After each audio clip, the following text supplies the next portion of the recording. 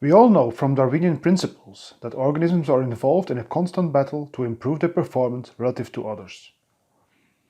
Butterflies are, for instance, known to develop specific patterns and colors to maximize survival by mimicry. Tongue length in other species is then matching flower tubes of local flowers and allows the maximum uptake of nectar, energy resources. Traits may even evolve as an arms race between predators and their prey, and determining survival in one, death in another one. Traits are thus optimized to maximize fitness. Knowing which traits are optimal, or maybe not, is key to optimality modeling. It is a commonly used approach in behavior ecology and in general evolutionary sciences. The basic theory behind this fitness optimization was developed by the English demographer Thomas Malthus. He published the characteristic Lotka-Euler equation to calculate R, the intrinsic growth rate, from life tables, and to further use this growth parameter to predict future world population growth in the late 18th century. He did this essentially by developing an exponential growth model of human population growth, an estimate which seems to still be valid these days.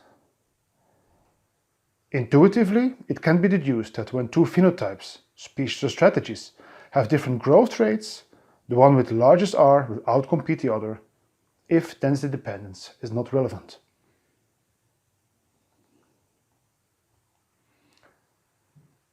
This Malthusian growth parameter can be most easily transformed in a measure of reproductive rate, or the expected lifetime reproductive success, R0, which is the net product of survival and reproduction for all age classes. These measures assume deterministic growth, so when stochasticity is in play, they are more difficult to use. Measuring survival and reproduction for different life stages is, however, not always trivial. Therefore, fitness proxies are used, as for instance the amount of resources consumed, clutch size, etc. When using these, we always need to be critical in the interpretation, as they may not be realistic, for instance because survival components are neglected. Optimality models are thus used to predict the combination of costs and benefits that will ultimately maximize an individual's fitness. Fitness thus always balances the costs and benefits of exhibiting certain trait values. Optimality models are based on the assumption that fitness can be reliably measured, so that it is valid under average conditions and under stable environments. It is thus a static evolutionary approach, in contrast to adaptive dynamics that are, for instance, topic of individual-based models. The analysis of optimality is actually quite simple. Let us assume a model with fitness W determined by traits X, and their importance given by the parameters theta.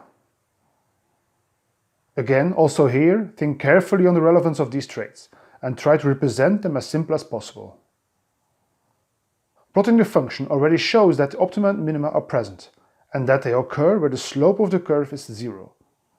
So at positions where the first derivative is 0, so where the roots are.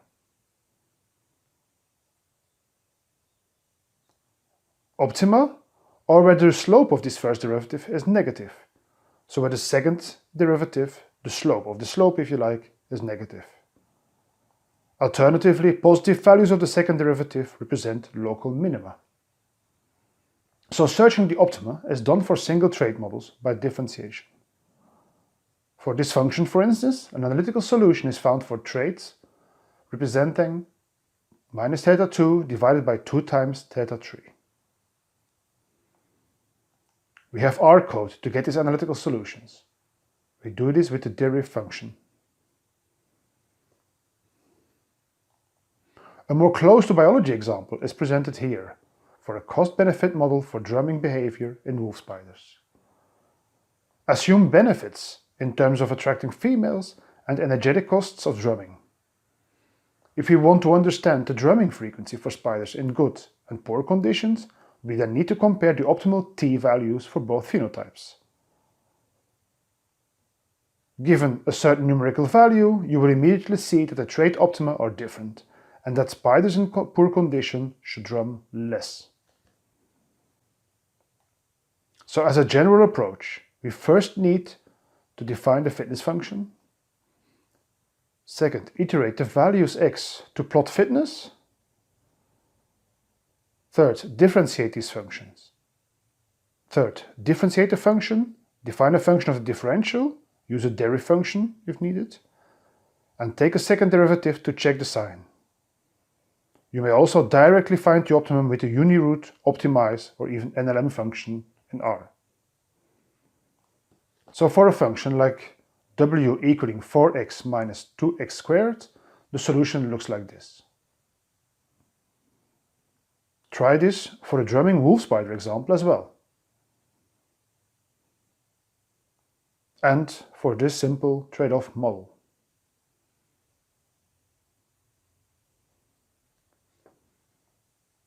When the models do not behave well, so when the functions are quite complex because of discontinuities, we can use what we call a brute forcing method. Essentially, this implies calculating fitness over the entire parameter range with as little steps as possible and quantifying the parameter space where fitness is highest. This is the R code we are using, but any other custom-made script would work as well. To end this course, now practice further and solve the question on these bad chucks and optimal vegetation cover in coastal dunes.